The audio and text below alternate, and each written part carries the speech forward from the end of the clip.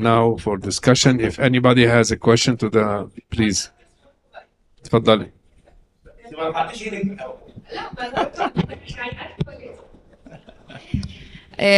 Hello, everybody. My name is Nermeen, and I claim that I have a good experience about Smile Relax.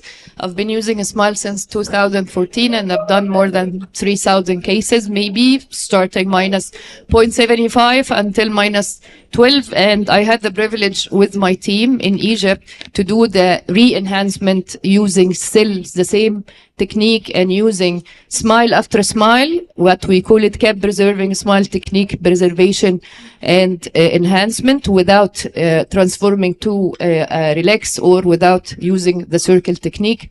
So, Dr. Tamer, I'm with you exactly for what you've said. The decentration of the lenticule definitely will produce high order aberrations after the smile, because even if the optical zone it's big enough, but it is not all of it effective optical zone. It's not effective. It's exactly the same as LASIK. LASIK has blended zone, but the periphery of the lenticule being much more thinner than the center of the lenticule still makes some difference in the aberration. So centration is very important. In the EX500, there is no way to move the optical zone manually or even with the software, but now with the 800 we can, and that's a great advancement. So yes, optical aberrations can be very bad with the smile and you cannot correct it, but smile is forgiving. Exactly as you said, epithelium remodeling, after a while, after 2 months or 3 months, the patient will be very happy, and the even brain adaptation can ignore the high order aberration. I'm not with you in this. Okay. Yeah, I agree about what you said.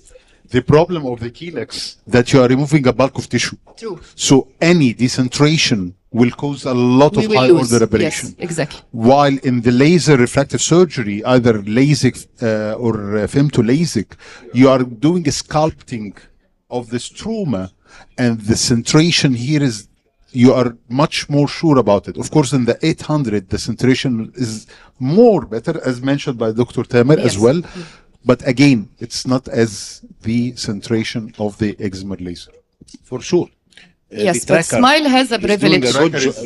Doing a good job. And Smile has a privilege. The patient can concentrate on the visual axis.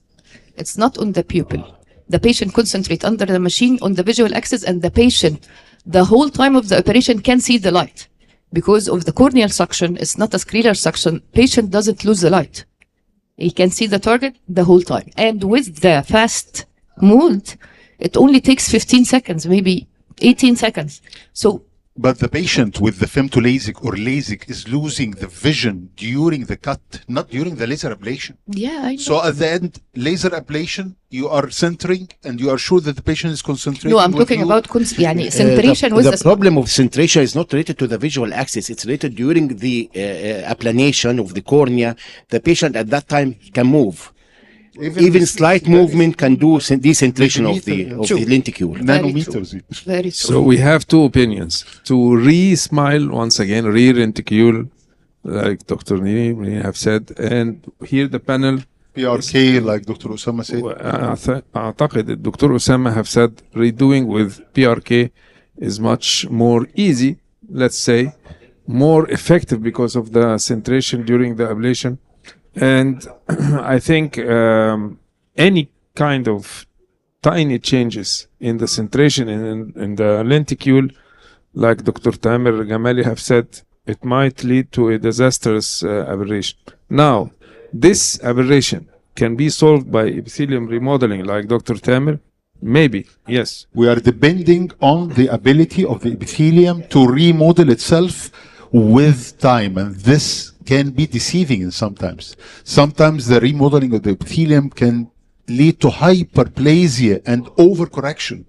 So we have to, before the operation, trace the epithelium, as Dr. Mohsen said. Mapping, like and Dr. Mohsen have said. After the operation, if we have any under or overcorrection, we have to do a measuring of the epithelium as well.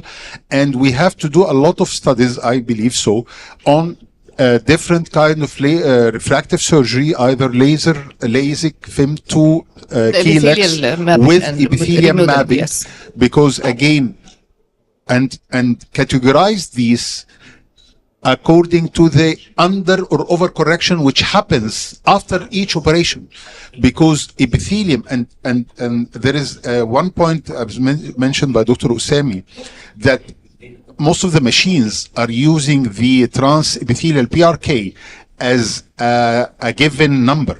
Yes, 50. Now, with the new machines that can be transferred the real epithelium thickness to the machine of the excimer laser that you are doing transepithelium or whatever PRK, yes, you can be more predictable in removing this epithelium, because at the end, Dr. Sami, that most of the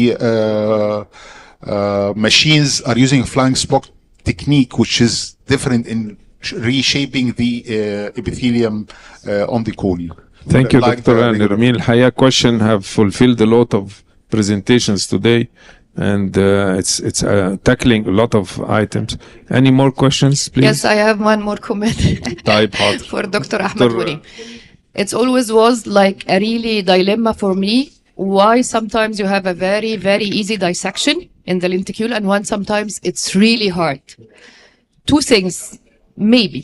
I'm not like 100% sure, but if the patient has meibomian secretions on the surface of the cornea before the operation, sometimes it can block the laser and do OBS.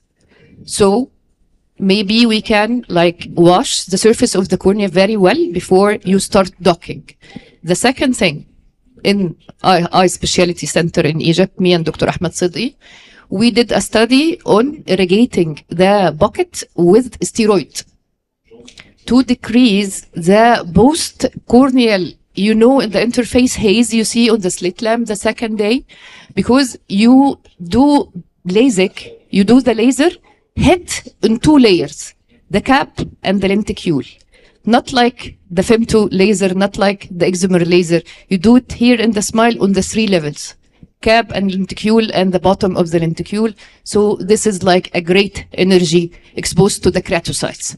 Yes, So I you agree have- with you 100%. Yes. So sometimes when you're irrigating the bucket afterwards with the steroid, this haze will be much less. Thank you. Thank you. Thank you, Dr. Thank Amin. you, everybody, for this lovely session.